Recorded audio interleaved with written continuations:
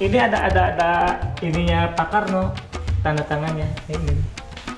Ya kan di ini kan. Oh, ini. Masya Allah. Ini bener-bener bendera yang saat itu dipegang sama Soekarno ya?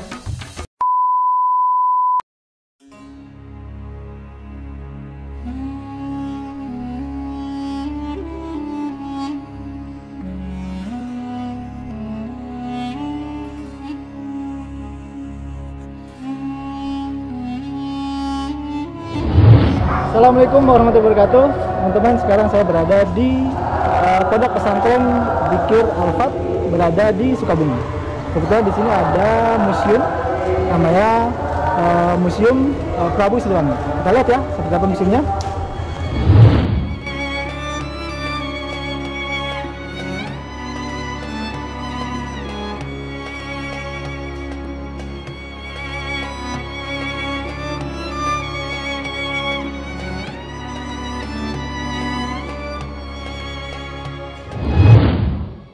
Nah, Kang, bisa dijelasin tentang Museum Prabu Siliwangi ini, Kang? Ya, museum ini didirikan oleh Pak Kiai Pajar.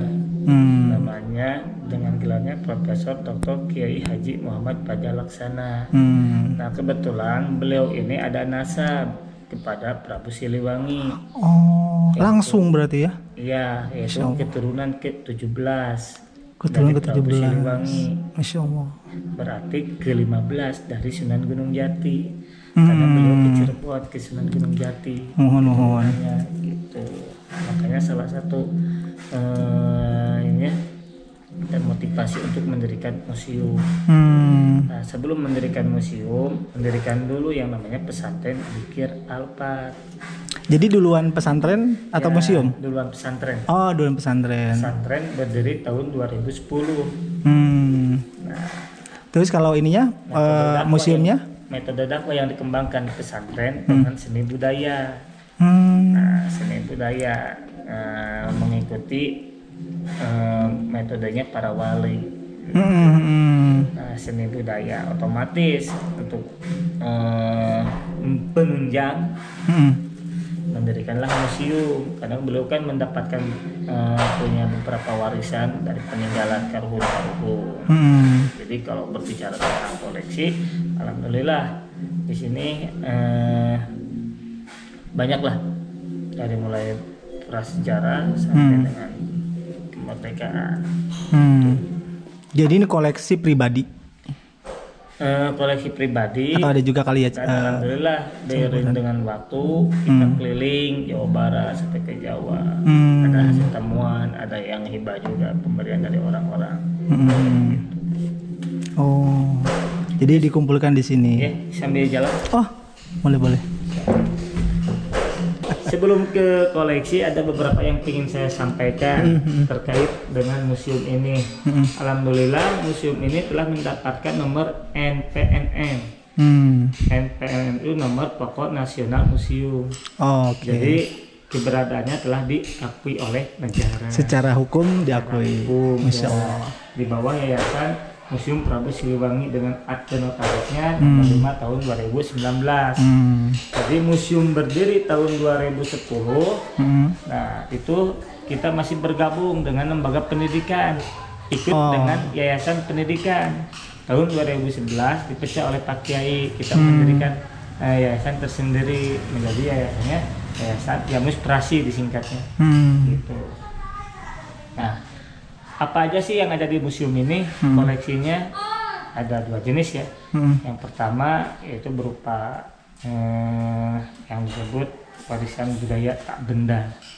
Nah, warisan budaya tak benda itu yaitu yang kita kembangkan dari seni budaya. Alhamdulillah telah mendapatkan WBTB juga, telah mendapatkan HAKI juga. Oh, Masya Allah. Gitu. Yang kedua itu benda. Nah, untuk benda-benda terkeliling. Gitu. Itu tadi kalau yang tak benda itu contohnya ada, Kang? Satu aja contoh. Apanya? Contoh. Boles. Ya, boles itu suatu permainan yang ditampilkan dengan apa? Seni pertunjukan. Oh. Boles Jadi kayak lengan sene. Oh. Kalau di tempat-tempat lain di daerah-daerah Banten gitu kan ada ya? iya, itu ditendang. Ditendang. Kalau kita bola itu dipegang. Masya Allah. Bola apinya, bola lengan sini. Oh, tadi singkatannya bola lengan sini. Ya, yang kedua ngagotong lisung. Gotong lisung. Ngagotong lisung. Lisung itu buat itu ya, numbuk padi ya? Iya. Ah. Nah, kita kembangkan menjadi sebuah pertunjukan, menjadi sebuah permainan yang disebut ngagelis. Oh. Ngagelis itu ngagotong lisung. Ngagotong lisung. Ya, ininya. Tapi yang penting ada beberapa peraturan untuk pengunjung ya. Yang pertama, menghormati dan menghargai adanya suatu perbedaan sudut pandang dalam menafsirkan suatu sejarah. Karena background seseorang itu berbeda-beda. Betul. Latar belakang seseorang itu berbeda-beda. Pendidikan seseorang itu berbeda-beda. Nah, di situ kita harus arif dan bijak. Ya. Jadi jangan merasa paling benar, jangan merasa paling wah gitu. Paling tahu. Iya. Nah, intinya ke situ. Karena kalau kita berbicara Prabu Siliwangi banyak versi kan. Dari sekian banyak versi, nah ada yang disebut versi kitab Suasir. Nah, di sini bisa ada ya, kitabnya. Bagaimana sih sejarah Prabu Siliwangi menurut kitab Suasir? Nah, kitab ini dari mana asal muasalnya? Ini dari keluarga Pak Kiai yang diturunkan, diwariskan hingga akhirnya sampailah di Pak Kiai. Gitu. Nah, di museum ini kan Kang Budi ya, Mun. ada 3 ruangan. Ruangan yang pertama disebut ruangan umum. Ruangan umum. Mana ruangan umum ini? Ini yang kita sekarang akan telusuri. Oh. Kenapa disebut ruangan umum? Karena di sini lintas waktu kan. Kita akan mendapatkan berbagai macam ilmu, mulai dari ilmu prasejarah, mulai zaman kemerdekaan. Gitu. Yang kedua, ruangan sejarah Islam. Nah, ini ruangan sejarah Islam itu. Nah, apa yang akan kita dapatkan dari ruangan sejarah Islam itu? Yang pertama, kita akan mengenal sejarah para nabi. Kita akan melihat peninggalan-peninggalan para nabi dan wali songo. Masya Allah.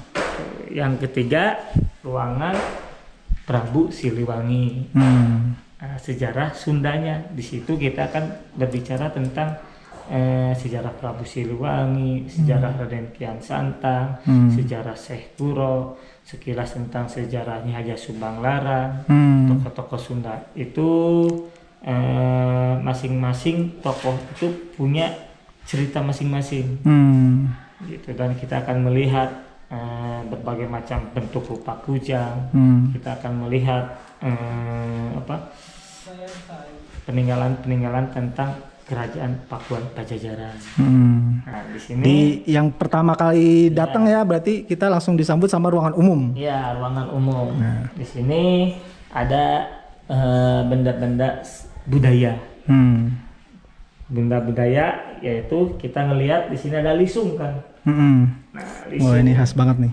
Nah, lisung.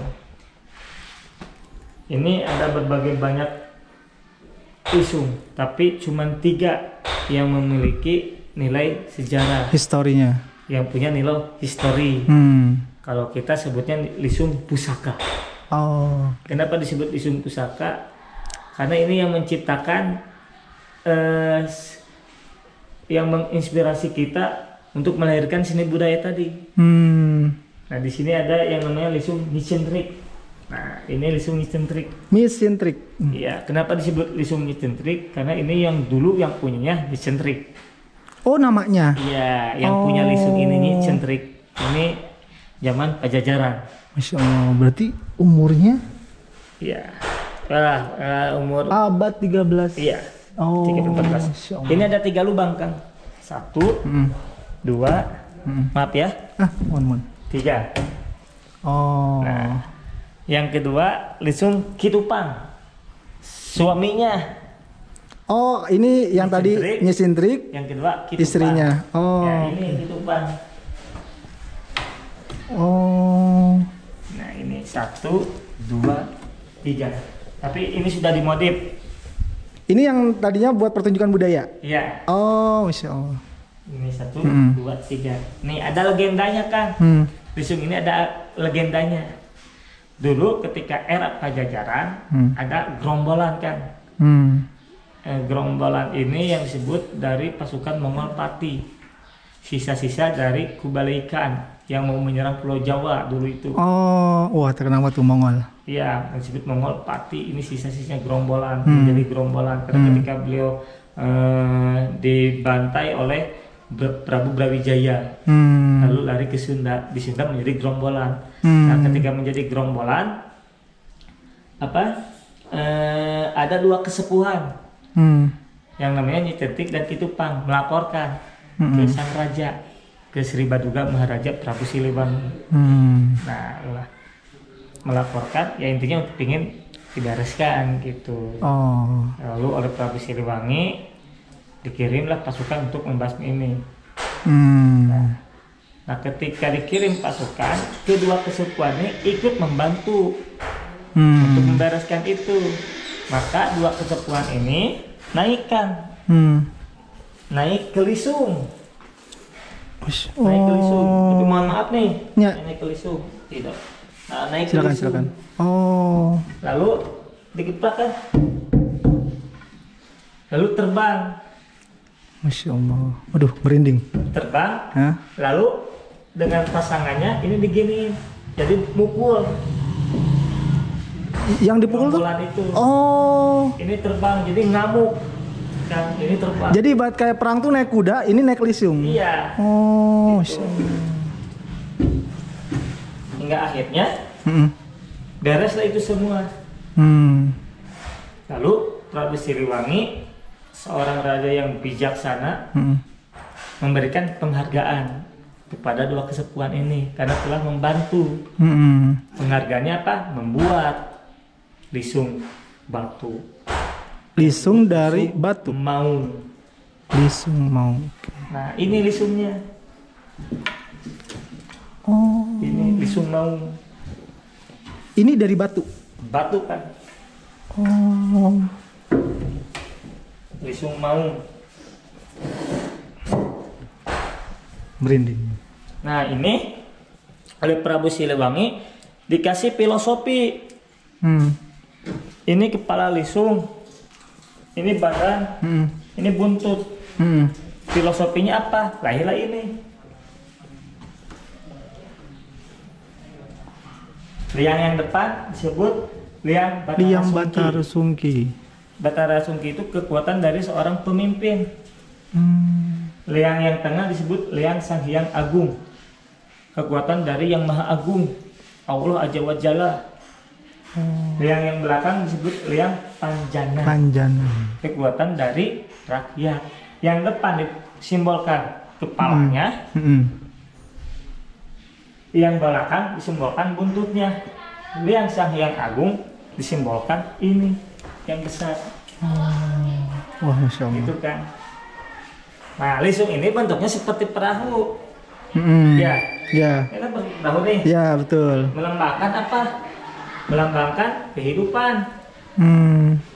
Perahu suatu rumah tangga, suatu negara, suatu organisasi, kehidupan. Kalau ingin selamat kan, kalau perahu diterjang badai ini kan berarti samudra kan. Ya, mengarungi ya. Iya, mengarungi samudra yang luas. Nah, kalau kita ingin selamat, adem, ayem, rehe, lapih, loh, jinawi, dengan Prabu Siliwangi, maka rakyat dan pemimpin harus sama-sama menyembah pada Sang Hyang Agung, Allah Ta'ala.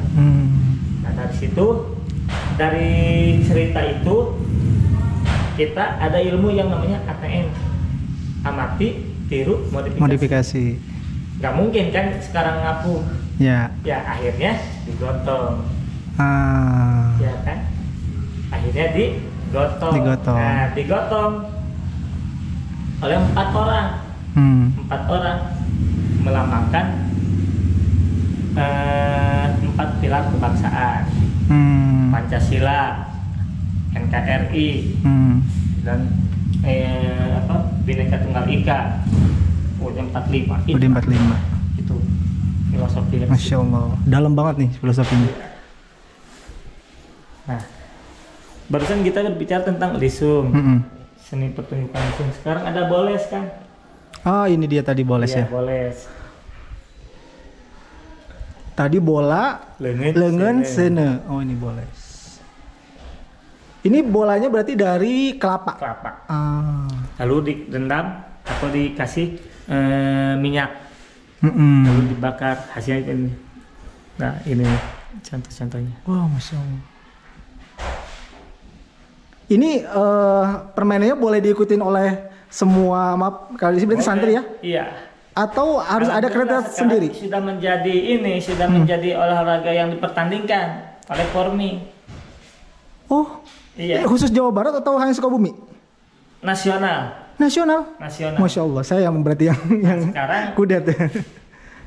Belum sih, tapi sekarang kita sudah ekspedisi. Oh. Okay. Bahkan sekarang nih malam berangkat kita ke Palembang.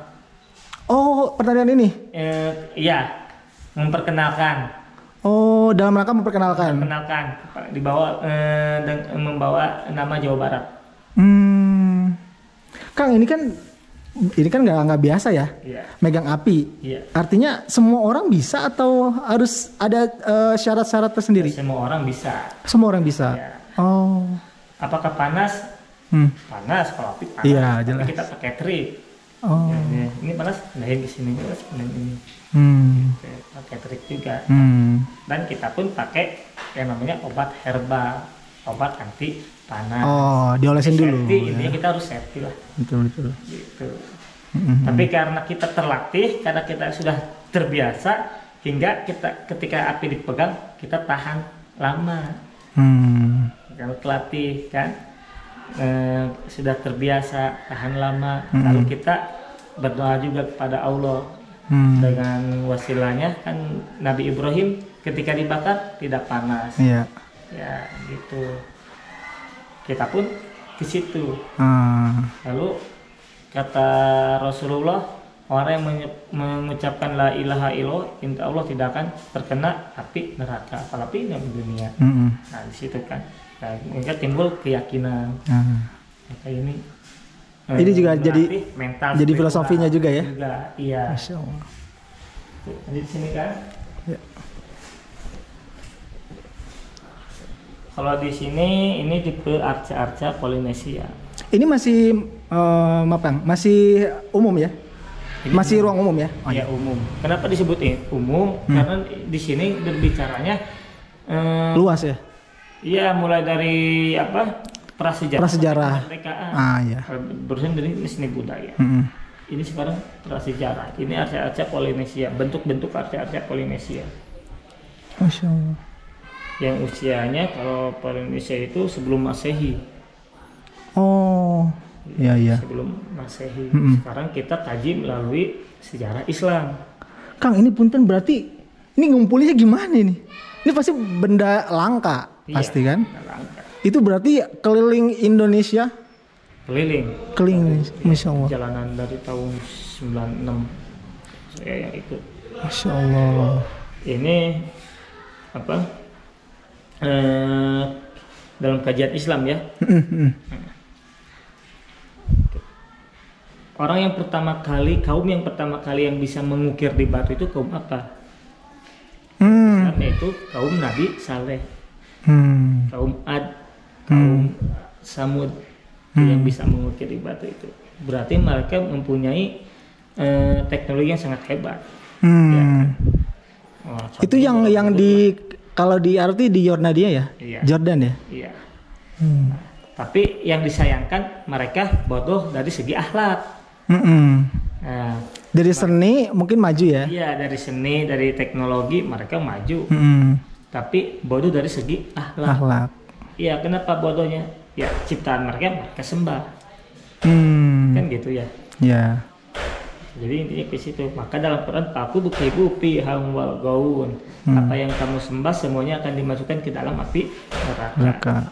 Nah, itu sebagai bukti bahwa mereka itu tidak bisa berbuat apa-apa. Yeah. Ketika mereka minta tolong itu sama-sama di dalam neraka. Gitu kan. Ini tipe-tipe yang gini. Ini ada Polinesia. Ini animisme, dinamisme. Belum masuk ke arca Hindu Buddha. Ini gambaran Hindu, ini Buddha, ini Buddha. Ini urutannya ada Kang dari yang terlama sampai terbawah atau acak aja nih? Ada urutannya atau enggak? Ini berurutan sebetulnya. Oh, ini berurutan. arca Polinesia ini bentuknya di sini. Berarti ini walaupun kelihatan sama tapi mungkin beda zaman ya? Beda. Oke. Indonesia aja. Ini mengenal agama Berarti Hindu. Buddha. mungkin agak sedikit maju Iya. karena udah mengenal agama. Iya. Makanya kalau ini bentuknya ke manusia. Kalau ini kan beda-beda bentuk, ini kayak binatang, kayak apa gitu. Oh iya. Ini ke hewan. Enggak. Semakin kesini semakin lengkap dari atas sampai bawah ya, sampai kaki ya.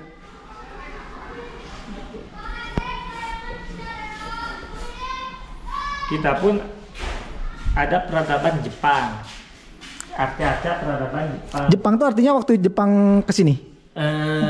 Enggak. Ya, ketika Jepang kesini ternyata mereka membawa jimat lah. Yang disebut arca dogu. Arca dogu. Itu asli Jepang. Jepang. Nah ini 1, 2, 3, 4, 5, 6, kita ada 6. Oh ini baru pertama kali ngeliat nih bentuknya. Oh di Jepang juga ada berarti ya? Ini Jepang banyak. Oh. Ini sama dia disembah atau gimana ya dulunya? Dulu Enggak. kayaknya disembah. Jimat aja mungkin ya? Iya. Masya Allah. Ini model-model tumbak-tumbak Pajajaran. Semuanya ada simbol kulit maungnya. Oh, ini berarti kulit maung asli, Kang? Iya. Ini apa? Golok-golok khas Sunda ya. Ada golok Banten dan golok Sumedang Larang, Sumedang Larang, Cirebon. Ini samurai juga ada ya? Ada. Peradaban Cina pun ada. Gojin ini. Ini. Kapan Tangguh, ada keris kemerdekaan, ada keris Kesultanan Pajang, Cirebon, Majapahit, Purwakarta, dan Tuban, Mataram Islam. Kalau ini golok Banten nih. Oh mana? Oh semua ini ya? Yang di sini ya? Banten. Dia ada ciri-ciri tersendiri ya? Antar daerah itu ya? Ada. Kalau berbicara tentang kemerdekaan, kita ada di sini koleksi bambu runcing, 2 koleksi bambu runcing dengan benderanya. Ini ada namanya. Di sini. Ini artinya bambu runcing itu ini bukan baru? Bukan, ini lama. Oh. Nah, ini Baldowi. Nah, Haji Baldowi. Jadi istilah Indonesia itu berjuang dan bambu runcing, ya ini benar ya? Iya benar. Ini ada, buktinya. Manuskripnya ada. Nah, ini merinding saya ini bener. Ini semua ini ada ininya Pak Karno, tanda tangannya. Ini. Lihat kan di ini kan ini ini bener-bener bendera yang saat itu dipegang sama Soekarno ya? Ini oleh Baldowi. Oh, salah seorang ulama yang punyanya. Tapi tanda tangan dengan Pak Karno oh, Masya Allah. Kayak seperti itu. Dan ini punya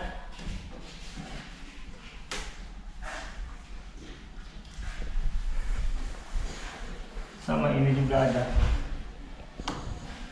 Ada namanya ya? Ada namanya. Berarti Ini manuskripnya. Asal usul bambu runcing. Kalau dibaca, bambu runcing berasal dari seorang kiai yang bernama Subki. Ya, Kiai Subki, seorang ulama Parakan. Parakan daerah ya? Iya, nama Parakan daerah di Jawa. Kiai Subki itu kalau kita buka di Wikipedia, ini salah satu gurunya Pak Jenderal Sudirman juga. Itu Kiai Subki itu. Nah, Kiai Subki menyuruh kepada para pejuang untuk mencari bambu ulung sebanyak mungkin yang akan dijadikan Jadikannya senjata. Setelah bambu dibuat runcing, bambu Kiai Subki mendoakan bambu-bambu tersebut untuk dijadikannya senjata sakti. Gitu. Makanya kenapa orang yang megang bambu runcing bukan bambu runcing sembarangan, itu bambu yang sudah didoakan oleh para ulama. Bener-bener ya. Makanya mempunyai mental spiritual yang hebat, dengan keyakinan melawan tank baja tidak takut. Gitu. Itulah pentingnya seorang ulama ketika masa perjuangan. Masya Allah. Jadi bukan filosofi, bukan hanya karena tajamnya bambu, tapi juga keyakinan, doa juga ya. Iya, doa. Masya Allah. Kalau ini manuskrip Belanda. Peninggalan dari Pak Karno. Oh, Iya, di sini ada kata-kata beliau, orang tidak dapat mengabdi kepada Tuhan dengan tidak mengabdi kepada sesama manusia. Tuhan bersemayam di gubuknya si miskin. Oh, itu kan wah, seorang Soekarno. Iya. Nah, saya lelah melihat-lihat di asri. Asri itu Kayaknya di atas, di aras lah. oh iya. Kalau itu bahasa saya juga nggak begitu ini. Tapi kemungkinan ke situ gitu. Ternyata bahwa kemerdekaan membawa kemajuan juga di lapangan kesenian. Kemerdekaan memang berarti pembebasan kesenian kita yang dulu dalam zaman penjajahan dibelenggu, terbelenggu menjadilah bekas merdeka dalam alam kemerdekaan. Terbanglah menyeberangi angkasa laksana burung dan Raja Wali. Burung elang Raja Wali. Laksana burung elang Raja Wali. Kalau ini lebih kepada sejarah golok pewayangan. Oh, oke. Ya, zaman Wali Songo. Nah, Wali Songo itu menyebarkan agama Islam dengan seni budaya. Yang saat itu masih mayoritas Hindu ya? Iya. Seni budaya yang dikembangkan yaitu wayang kulit dan wayang golek. Kalau wayang kulit tersebar di Jawa, wayang golek tersebar di Jawa Barat. Tuh. Termasuk dari pakarang pun dirubah oleh Wali Songo. Yang tadinya pakarang biasa-biasa, gagangnya itu lalu dibuat menjadi wayang. Pakarang tuh maaf Kang, gagang. Pakarang itu ini senjata lah. Oh iya. Golok dari untuk para petani. Zaman dulu tuh orang pasti punya ya Kang? Iya. Jadi ditambah ini. Maka lahirlah golok pawayangan. Seperti itu. Nah, ketika petani bekerja di kebun, wali itu membantu. Nah, ketika ngarit atau ketika memotong bambu menggunakan golok-golok pewayangan, hingga akhirnya para petani itu heran, kok goloknya beda. Lalu bertanya. Nah, itulah transfer ajaran. Dari situ? Iya, dari obrolan dari situ. Oh, oke. Lalu digabung dengan pertunjukan. Jadi Islam masuk ke tanah Jawa, ke Nusantara itu dengan adem, ayem, repeh, jinawi. Tidak terjadi peperangan. Oh, ini saya baru dengar nih, Masya Allah. Berarti dia juga berarti dalam dakwah itu juga ada urutannya ya? Iya, seni budaya. Ada strukturnya ternyata. Iya. Masya Allah, Masya Allah. Nah, ini pimpinan kita, Pak Prof. Kiai Haji Muhammad Fajar Laksana. Ini kakeknya Raden Sumawinata. Ini nasab beliau dari Raden Adipati Muhammad Fajar Laksana ke Raden Haji Adang Sarbini, orang tuanya. Ini Raden Sumawinata, kakeknya.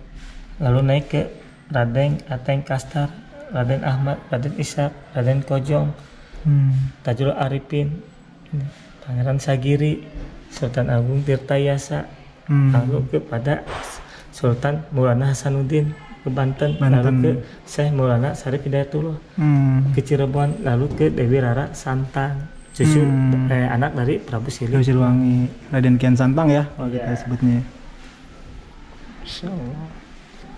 Nah di museum ini pun kita punya ini yang seni budaya itu, ya kan ada wadahnya, ada sanggar seninya, yang sanggar seni Alphard, dan kalau untuk pesilatnya ada kita perguruan silat Sang Maung Bodas, nama perguruannya. Nah, perguruan silat Sang Maung Bodas itu punya jurus tersendiri, maka oleh IPSI Jawa Barat disebut aliran yang muncul dari tanah Jawa Barat. Bagaimana gerakan-gerakannya, dan alhamdulillah gerakannya masih tersimpan dalam sebuah kitab. Nah salah satunya yang kita pajang di sini jurus-jurusnya itu. Ini hasil modifikasi? Bukan, ini Oh, asli zaman asli. dulu. Oh, aslinya. Zaman dulu. Nah ini yang kan banyak ya. Kan banyak aliran-aliran ya Kang ya? Iya. Heeh.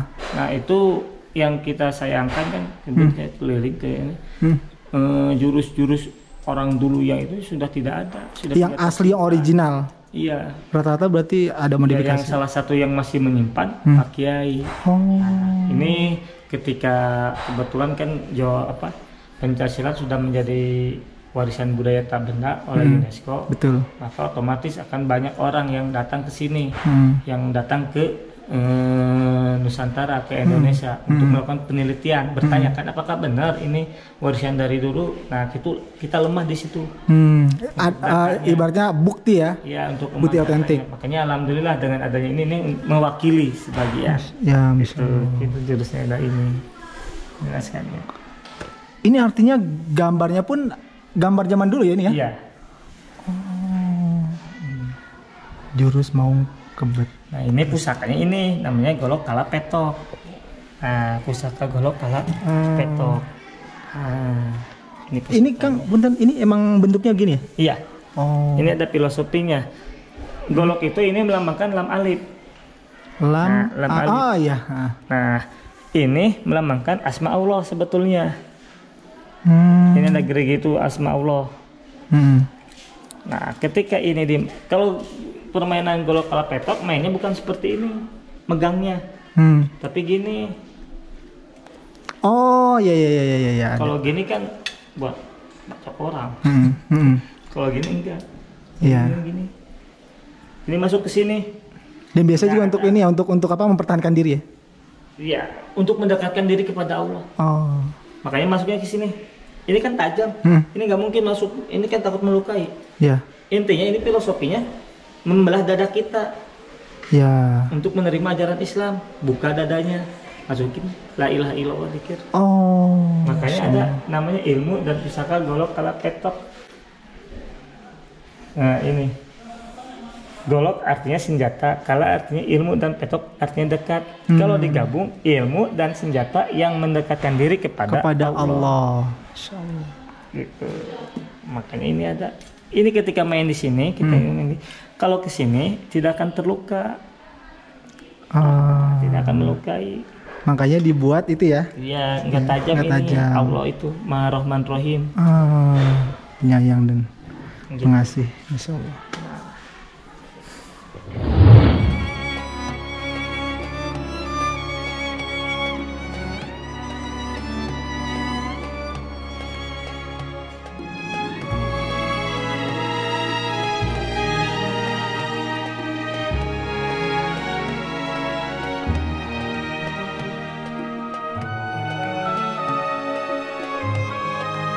Nah, turun Kang. Turun Kang Muri. Terus di saya bantuan. Hati-hati.